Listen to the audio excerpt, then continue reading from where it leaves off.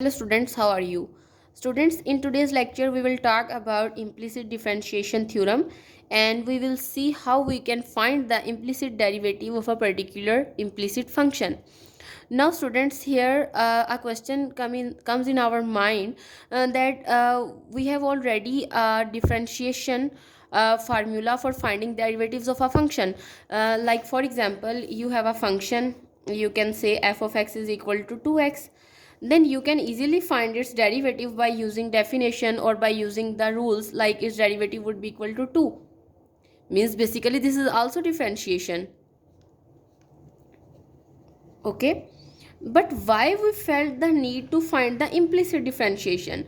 Most of the time, students, you come across implicit functions. Implicit functions. Now students, basically implicit functions are those functions in which x and y are so mixed up that you cannot express y in terms of independent variable x. For example, here you can write it as y is equal to 2x. Basically this is explicit function. Okay, this is explicit function.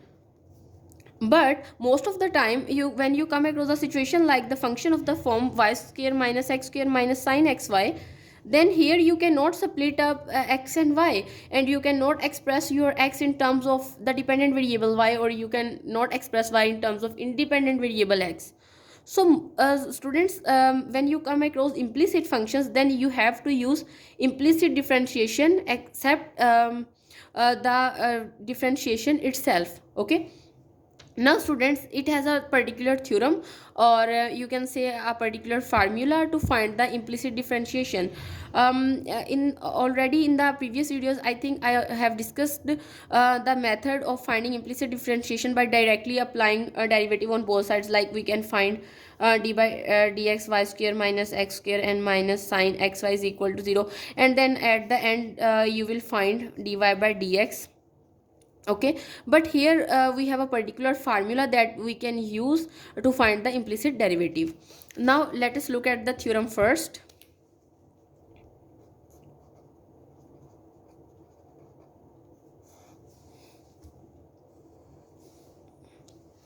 Now students, theorem says that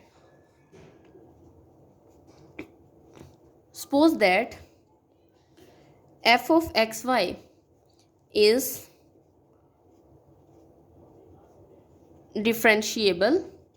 Now student, this function here that I have written down, this function, this is basically implicit function. Means this is the notation to denote our implicit functions. Okay, now suppose you have an implicit function and this function is differentiable. Okay, and that the equation f of xy is equals to 0 defines y as a function of x. Then at any point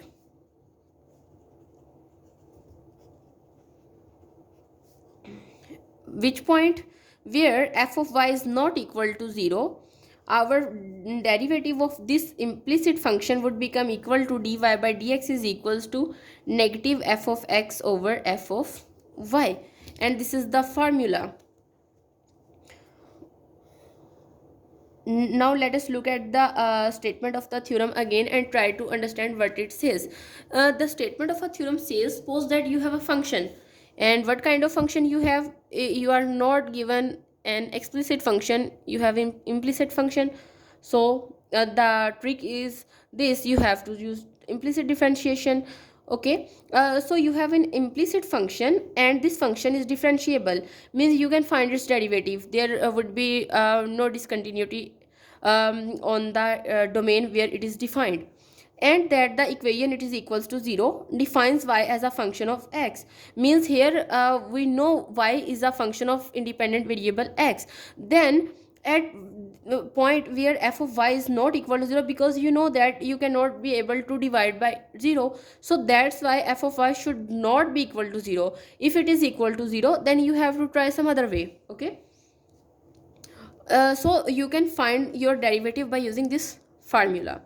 Now student, let us look at a particular example, and now then I will explain how we can use this theorem. Suppose you are asked to find dy by dx, and you are given a function y square minus x square minus sine xy is equal to 0. Now it is an equation of this form. Okay, means it is equals to f of xy is equal to 0, and here you know our implicit function is equals to y square minus x square minus sine of xy. Now students, we have to find its partial derivative with respect to x, and now if I find it, then I can write in subscript x, and means it represent I am finding the partial derivative with respect to x. So y will be treated as a constant, you know, because I am treating here x, I am finding the derivative with respect to x, so the derivative y would become equals to 0, minus here I can use the power rule, and it would become equals to minus 2x, and the derivative of cos sine is cos, and then after that we have to find the derivative of the angle too. So here as you know, y would be treated as a constant, and the derivative of x would be 1, so I will write here y simple. Okay, so our function's derivative with respect to x is equals to negative 2x negative cos of xy times y. Okay, now in the similar way, if we find the partial derivative with respect to y, then here I will get 2y, its derivative would be 0, because I am treating here with respect to y, and again the derivative of sine is cos of xy, and here you know, we need to find its derivative with respect to y, so I will get here x. Okay, now if I write it as, I think there is no need to write, but let me write it, minus x cos of x of y. Now students, use these two values, means this value and this value in the above formula, or you can say theorem. The theorem says that dy by dx is equals to, first of all, negative sign. The function's derivative with respect to x is this one, means minus 2x minus y cos of xy, and it is divided by f of y, and f of the value of f of y is 2y minus x cos of x of y. And if you multiply the negative sign inside, then you will get 2x minus y cos xy is divided by 2y minus x cos xy, and this is your desired answer. Now students, you can easily find the implicit differentiation by using this theorem, but there is another way that I have explained earlier, that you can apply the derivative on both sides, and you can treat here x as an independent variable and y as a dependent variable, and you can also find its derivative in this way too.